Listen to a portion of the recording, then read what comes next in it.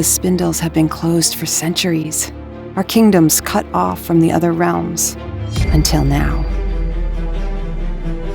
With the swing of a blade, the world is cracking apart, broken by those who would burn it down and rule over the ashes. The heroes failed. Now we are the only ones left to save the realm. We may not be good enough, but we just might be bad enough.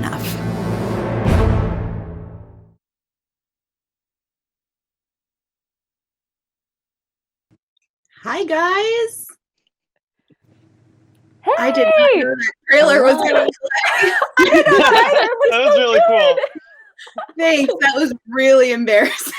It was like a movie preview. Yeah, they did a great job, really. I was so floored with what they did and the graphics that they developed. Just awesome. Just chef's kiss. So hi, everybody who is tuning in. If you're out there, if there's no one there, that's also fine.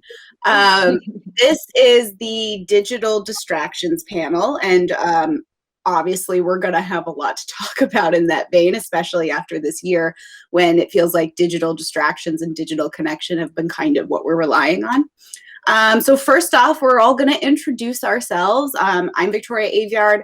I am the author of the Red Queen series and the author of that trailer book that just played for everybody, Realm Breaker, and it comes out on May 4th. So anyways, it's your guys' turn to introduce yourself, the hard part of any panel. So let's start with you, Chloe. Hello, everyone. My name is Chloe Gong. I'm the author of this book. I had it ready as well, These Mountain Lights, which came out last year in November. And I'm also the author of the upcoming sequel, Our Violent Ends, which is, if I reach for it, I might be able to reach it. Oh, here we go. Coming out in November. So that's me. Oh, look at it. Shiny. Ciannon, how are you doing?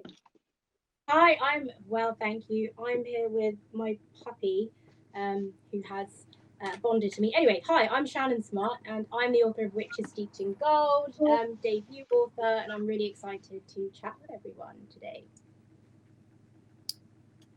That's great. How about you, Aiden? I'm Aiden. I'm the author of Cemetery Boys, and then my latest book, Lost in the Neverwoods, just came out. And yeah, that's me. Awesome. And Nita, how are you? I'm good. I don't have a copy of my book because I'm in an Airbnb and forgot to bring a copy with me. So I'm the author of Who I Was With Her, which came. Oh, thank you, Margot. Margot has my book, which came out September 15th from Harper last year. Great. Margot, that was one of the smoothest things I've ever seen happen. That was like a Hi, I'm Margot. I am a debut author as well. It's really still weird to say, but my book is fresh and it comes out on August 3rd. Awesome. Wow. Well, congrats, guys. I mean, putting out a book during this year and working on it last year, that is a feat in itself. Just putting out a book is always a big thing, but during this, wow. So obviously this is the Digital Distractions panel. What are your favorite digital distractions and why is it not the tire fire that is Twitter?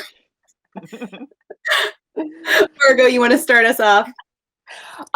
Except that I still do love Twitter. I still get like all of my news straight from Twitter. But I would have to say like Reels, TikTok. I don't post that many to TikTok yet, but I'm still trying to figure out how to like make it work for me. But I love the short scrolling video content that's mostly funny. I love that stuff so much. Victoria, you're really good. Actually, all of you are really good at these videos. So yeah, I definitely get to that point where TikTok itself tells me to shut down the app, and that's when you know it's bad. Wait, TikTok has told you to shut down. Is it like the Nintendo thing where it's like maybe you need to step away and go outside for an hour? It's two guys who are like, yeah, it's like a nice teenager who's like, you should go to bed. And I'm like, that's very disrespectful. Yes, it's exactly how I feel. It's very disrespectful. Please let me. I think I've made those videos before. So TikTok, how are we all doing on the talk, as the kids are calling it? The talk. Chloe, you have I some love great TikToks. Oh, thank you. That pleases me. Yeah, I love TikTok. It's the place where I can be my true gremlin self. Mhm. That's a great way of putting it, actually. You're absolutely correct.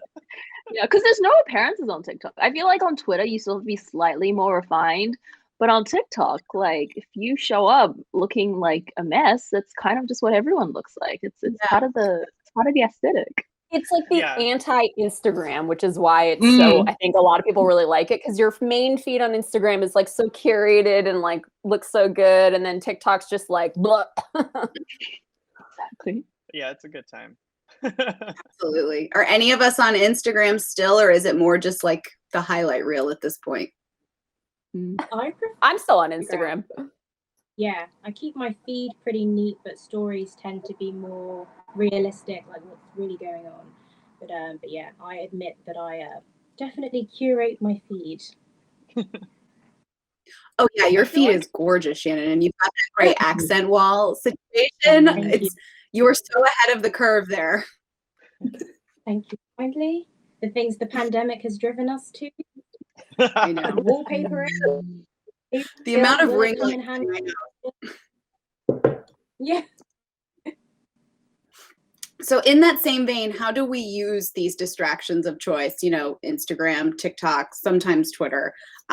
Is it just a distraction, or are we also using them to perform some kind of function with our jobs, like connecting to the book community or advertising?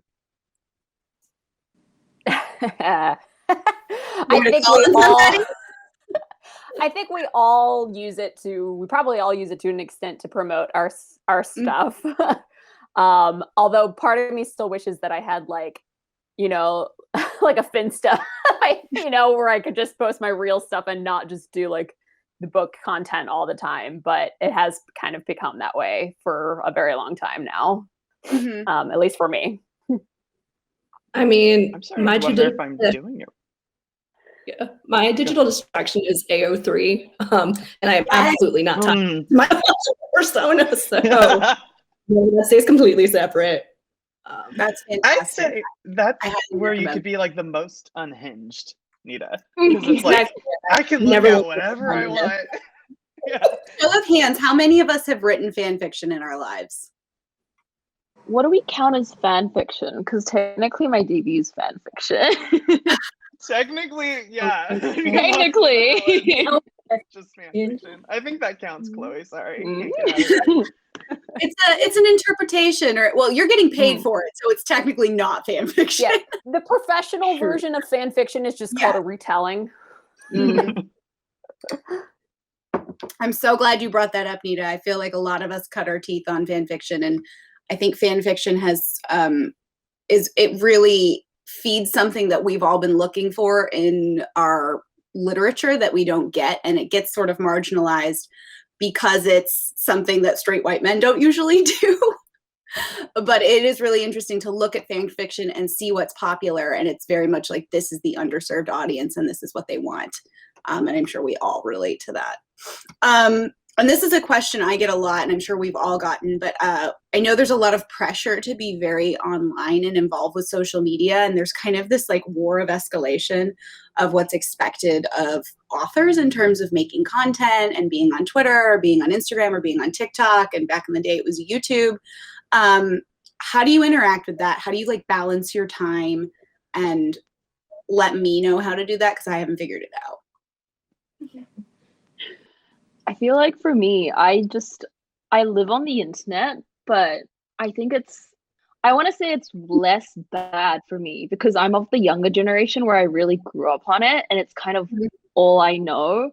And I've kind of found a balance in the sense that like I have like a Finsta, I have a private account, I have all these places where I kind of just offload everything without being a public figure.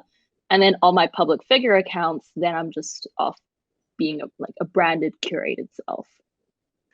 Yeah, I mean, sorry. And I definitely like just grew up on social media, so it's kind of just like part of my social interactions and like how I go through my day, I guess. And yeah, I don't see it as really performative, and maybe I'm doing it the wrong way because all of my social medias are very chaotic and like very like I don't separate my personal from my professional. I'm just like, this is just who I am and how I act. And I think that kind of takes the pressure off of being like, oh, well, I need to like have like this really pretty feed or whatever. And I'm just like, yeah, here's a dog. Here's a really cool snack I found at the store and stuff like that.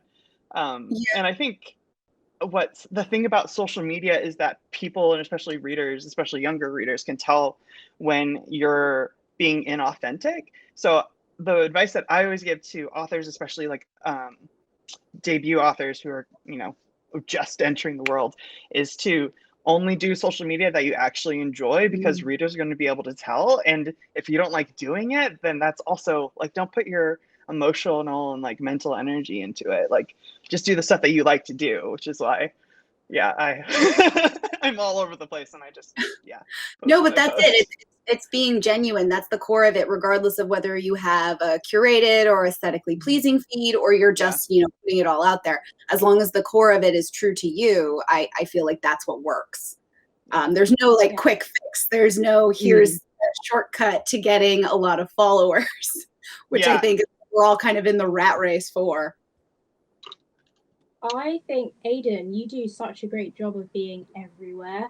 I feel like I struggle. I'm sort of like, oh, notifications just keep piling up, and then you want to get back to people, but I'm terrible. I'm like bad with emails. I'm just bad with getting back to people in general. But I just feel like you make it look so effortless. You're just everywhere. How do you do it? I need to That's know. very kind. I have notifications turned off for everything, so that helps to not have like a constant input and like, you know, like bugging me. So it's like when I'm like, I feel like waste time and talking to like readers or whatever, then I'll start like jumping through my apps and actually looking at my notifications. And this is something that Mason Deaver actually told me to do, because I was getting really overwhelmed by notifications and social media stuff.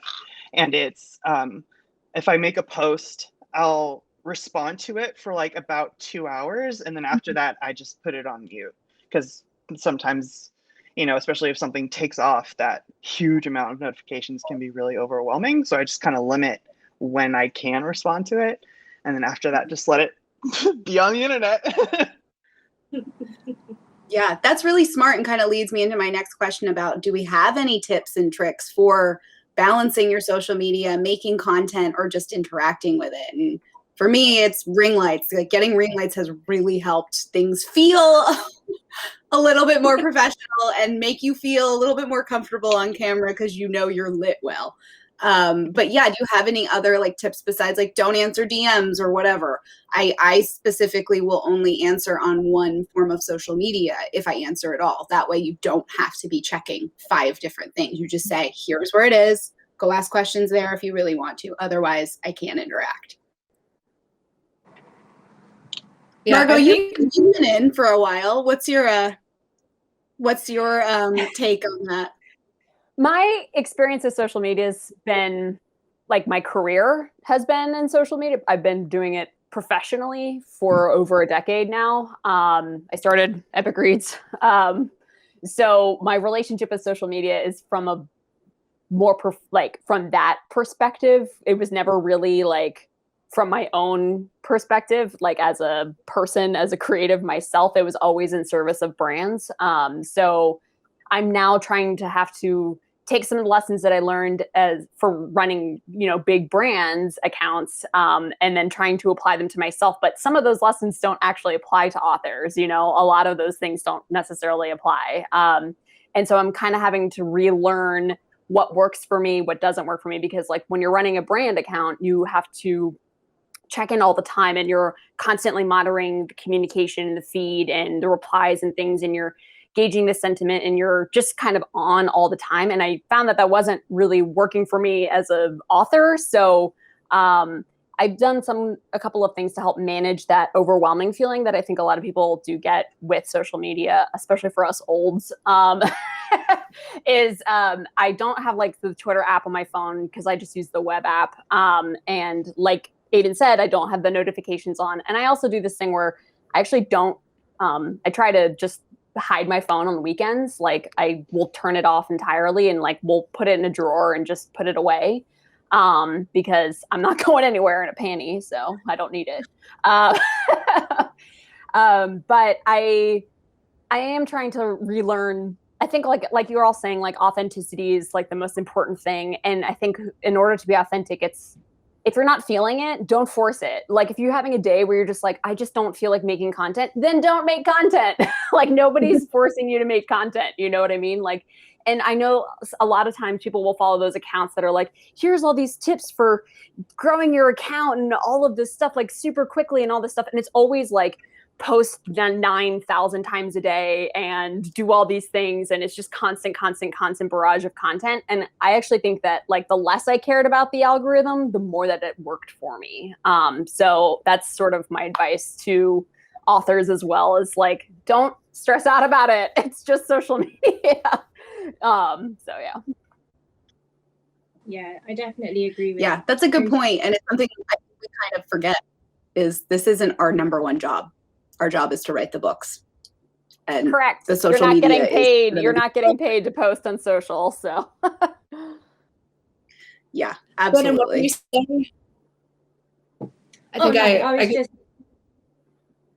Oh, thank you. I was just echoing what everyone else has said about only posting things that you enjoy and kind of not trying to subscribe to this will get me lots of followers. I think that's like really interesting. And like Victoria said, this isn't our job. For me, it's like an outlet. So I just don't do anything I wouldn't want to do because then it would feel like a job.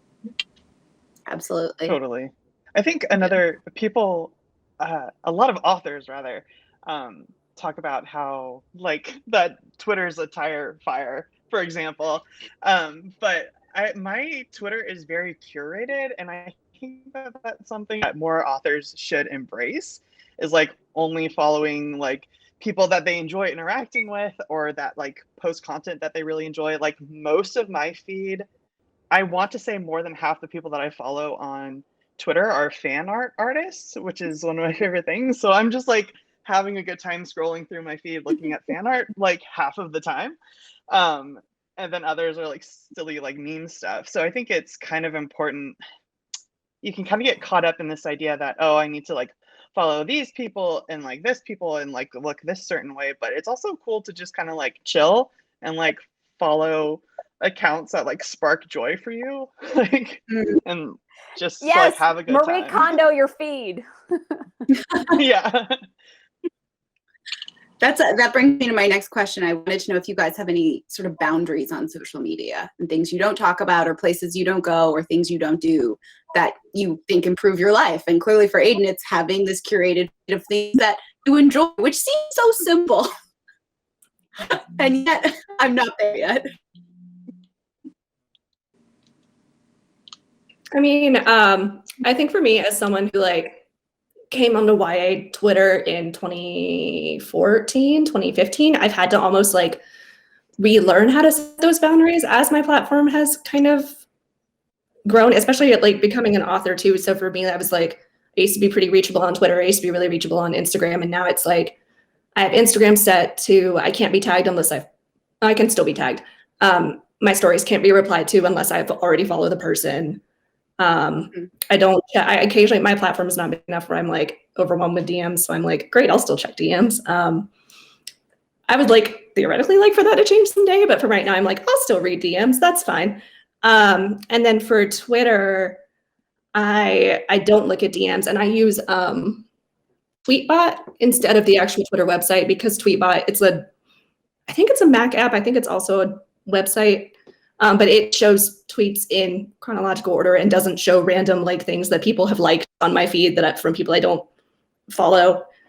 So trying to cut down on like the horrible algorithm of I don't follow half these people and yet they have still somehow appeared on my feed for me really helped. And I also have Twitter blocked on my phone, so I actually don't check it unless I'm on my laptop. So. This is kind of an outlier situation, but one that probably a lot of marginalized authors are used to dealing with.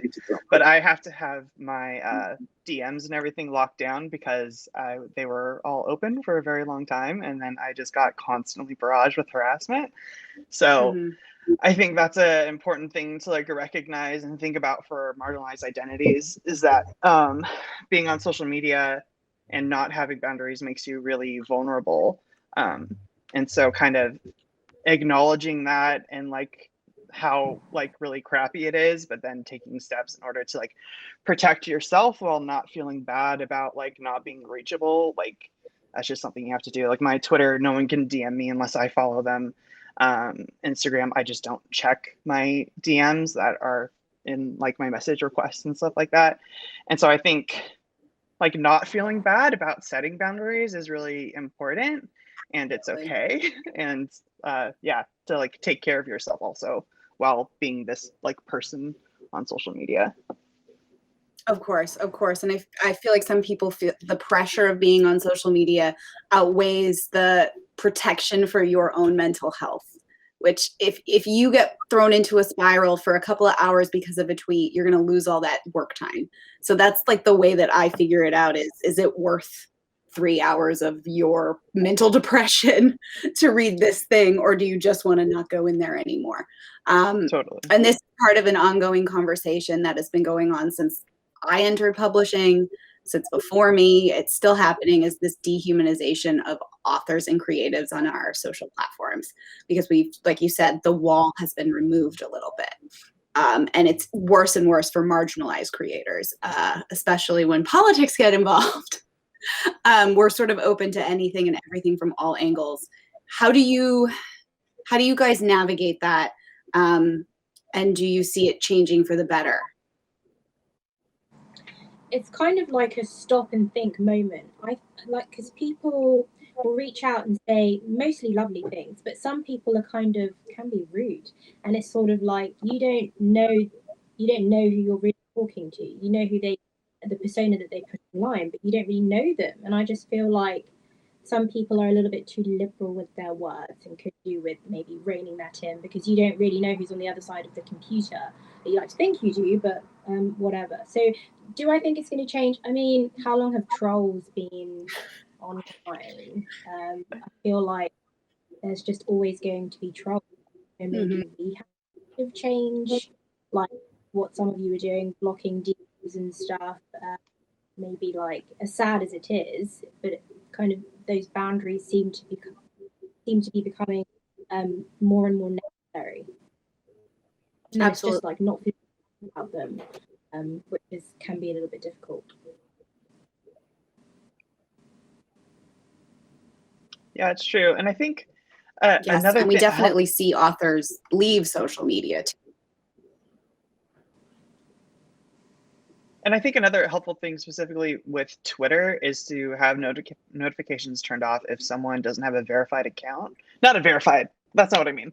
Like if they haven't like verified their phone number or email address, that's another thing that I have clocked off on Twitter, is that they can't contact me. Aiden's like usually elite that's accounts only. I'm like, no, can you imagine? Twitter would be so boring. No, but I think it kind of feeds into like the parasocial relationships of it all. I feel like, especially as creators, if we have over a certain amount of followers, oh my God, doggo. Sorry, she just got back from her walk. Oh my God, that was so cute. That door doesn't lock. She knows it. No, but I think past a certain amount of followers, people will start replying to you as if you're not someone who's going to see their reply. Like I've seen that, especially once I pass a certain threshold, like post debut, I noticed that a lot of times people will quote tweet me and they would just assume I would never see it. But I have all my notifications on constantly. I see everything. Mostly because I can handle it. It's like not anything big on me. Yeah, I am always watching. I pretend not to see, but I see everything. So like it's really interesting because you can really tell that a lot of people would just think, oh, this is an account that's just, you know, posting things about their day. They're never going to see me interact, but I'm going to constantly tell them about my stuff. And it can get very overwhelming because you're hearing so many people at once. And like to you, they're all individual accounts, so you can see that they're people. But a lot of the times to them, you're just this account they're like offloading on. Yeah, it's weird, especially when people will have like full-on conversations about you and your books, like in the replies that aren't like super nice. And I'm just like, please untag me. Like, it's so awkward. The mute conversation button or like the remove me Yeah. from this thread has been a life changer. Yeah. Yeah. And sorry if I'm lagging, you guys. I might be a little bit behind you. But that's a great segue into, you know, we always talk about how shitty social media is. Pardon me, how bad social media is. But it definitely has some good parts. And do you guys have any like moments that stick out in your head as, oh, this was a great interaction. Oh, this was pure. This was the internet being good. I think one of my like biggest dopamine hits is when I on Twitter again, when I do like a really stupid meme of like my book or whatever, and then people like responds and like think it's funny, and then it becomes like funny interactions or conversations. Like that's a good dopamine hit for me. I used to do these live videos for Epic Reads every week called Tea Time, and it was with my coworker Aubrey, and those were so pure. They were on Ustream before like YouTube. This is how old I am. But like I do love live stuff still. Like I do like this kind of stuff. Like I just feel like it's so much more authentic and just like silly and goofy as opposed to like I pretty much have abandoned my YouTube channel because it was all like highly edited videos and it just didn't feel like it felt like such work, you know, and the live stuff it feels way more authentic. And I really love having that direct interaction with fans like in real time. I really do enjoy that. I remember them, Margot. We're the elder millennials here. I have no idea what Ustream is. Me neither. It was an early version of YouTube Live. Oh, hi, pup. Oh, more doggies. Yay. Another dog. Well, I think we've got time to go over to the questions from our audience, who is apparently here. So let's dig into those. And if you feel compelled to answer, just jump right in. What is the biggest thing you've learned about yourself and your relationship with social media this year? Steve. I learned I can't dance as well as I think I could. I have been trying to learn some of these TikTok dances for months and I cannot do it. And I am not a good dancer. That was the biggest thing that unlocked TikTok for me, was realizing I don't have to do any of the dances. Like, that's not for me. That's not what I'm good at. And that's not what anyone wants from me. I can't do any of it.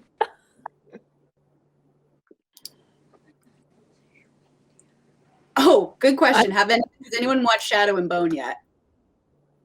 Oh, in the process of watching it, when the puppy is asleep, and I am obsessed. It's just, let me not rave on about it, but it's so lovely. I was like an original Shadow and Bone reader, so it's kind of like throwing me all the way back and really reminding me why I started writing YA fantasy in the first place. And it's just been such a nostalgic road trip, and the show is lovely. So yeah, no, I'm really enjoying it. Oh, I can't wait. When I was writing the first draft of Red Queen back in the day, I had to stop reading Shadow and Bone because it was intimidating me out of writing because it was so good. Yeah, so that's my real full circle moment. That's how I feel about all your books. This is a good question, and I feel like it's going to lead back into our conversation about being genuine on social media. But what social media site do you think is a must for authors? Like, if there was one. Goodreads. Just kidding. Just kidding. Oh God.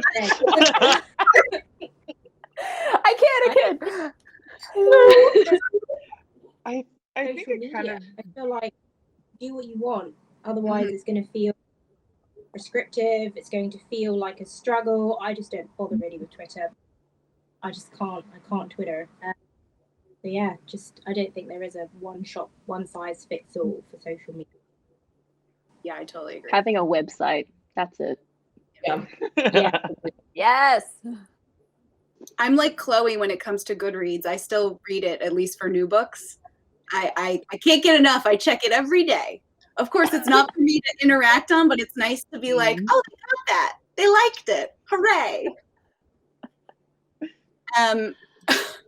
When you're feeling stressed from social media, specifically social media, what is your comfort food? Do you have any books or series which comfort you if you are stressed? So I think we should talk about food and comfort books. Okay. Oh gosh. Comfort food is whatever is closest. Whatever is in the Honestly. fridge, the cupboard. Food. Yeah. I'll eat anything salty. That Yes. tends to be my comfort food. So or Yeah, hot. salty So is it's important. food also. Hot Cheetos, pork cracklins. Takis. Hot Cheetos. Hot Cheetos. That's my comfort food. Road trip gas station food. Actually, yes. I'm a pizza girl. Yes. Mm. I miss my New York pizza. Ugh, don't get me started. And then do we have comfort series or books that we will reread or rewatch? My comfort genre is like trashy thrillers. Oh, I love them so much. I can't tell you guys how many times I have read the Hunger Games series. Yes. It's got to be like 7 at this point. It's out of I love control. that the Hunger Games is your comfort. You're like, Oh, these yeah. children dying. Let's read it. Fighting to the death. Give me more. I'm obsessed with it. It's really bad. It's so good though. And that's like one of my favorite tricks for when you get in a book hangover, like in a book slump, in a reading slump, is to just go back and reread of an old favorite. It works every time. Yeah. Oh, damn, I need to do a really big comfort read for me right now is a book that's not even out yet, but I've read it twice. Is 1500 Miles from the Sun by Johnny Garzavia.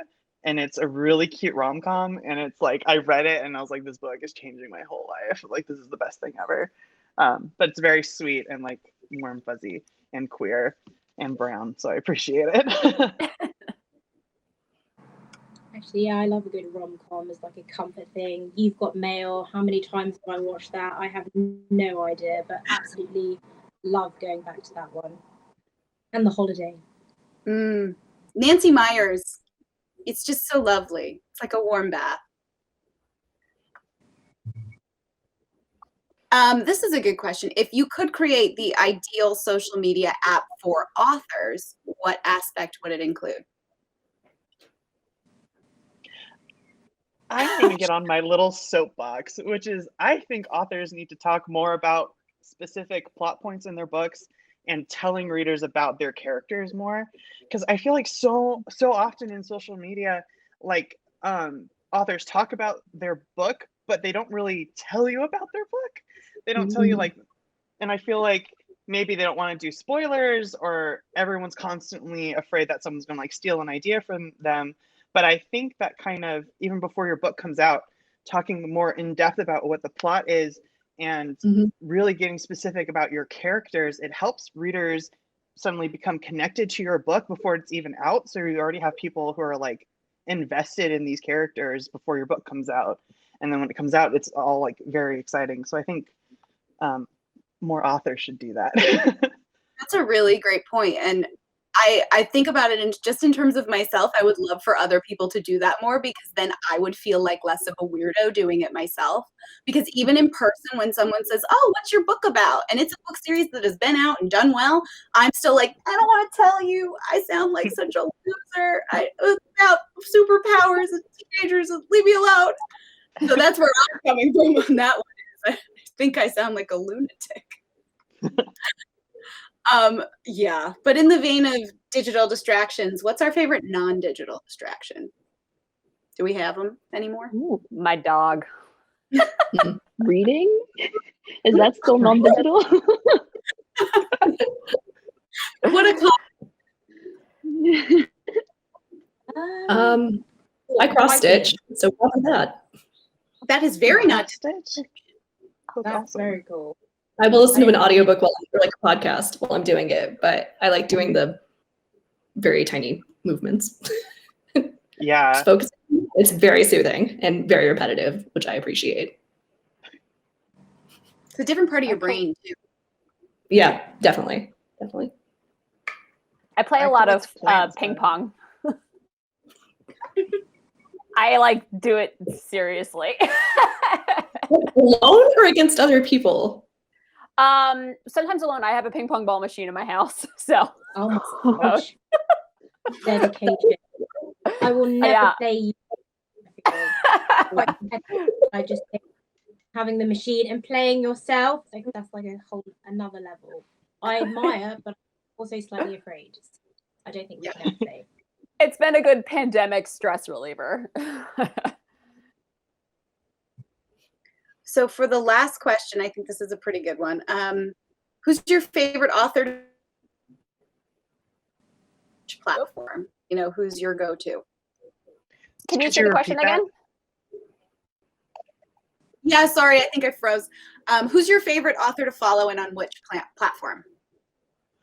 Oh, I mean, not to be a weirdo, but Chloe on TikTok. Chloe does some great Yeah. TikToks. Yeah. It's one of my favorites. And so does Tashi, actually. Jump on that bandwagon. If we're continuing to be weirdos, honestly, Aiden, it's you on Twitter. I agree. I follow all of you. I'm like, I enjoy all of your content. Agreed. It's just a group Yes. I just love group watching compliment. insight. So like people talking through their process or like getting a letter and kind of chewing through it. I'm nosy. I love that kind of go into people's process and what they're doing. So yeah, everyone, all of you Oh, yeah. keep posting. Yeah, Susan Dennard has a fantastic newsletter in terms of craft. And Lee had a great post the other day that was, you know, here was me 10 years ago writing Shadow and Bone at the worst moment of my life, and here was me on set, and now the show's out. And I was just like, that ripped deep into my heart. Dante does some good stuff too with like going through her process of revision and sticky notes and stuff, which I'm like, I don't understand how your brain works, but I love it. Who does that? Sorry. Dante Medema. Oh yeah. Okay. Yeah, I love to try and sort of absorb as much of the other authors' advice as I can because I feel like it's going to help me, but then I forget it all at the same time, and you come back to the process in a different way, and you're like, wait, I read this somewhere. I know how to do this. I've done it before. And that's every book. So. All right, guys, thank you so much. I think that's the end for us. It was really Thanks so lovely. much for having us. Everyone share Yeah, your books. Thank you. Everyone share And thanks your everyone books. for watching. Plug your books. Plug your books. Book plug. Book plug. Book plug. I got you, Nita. Thanks.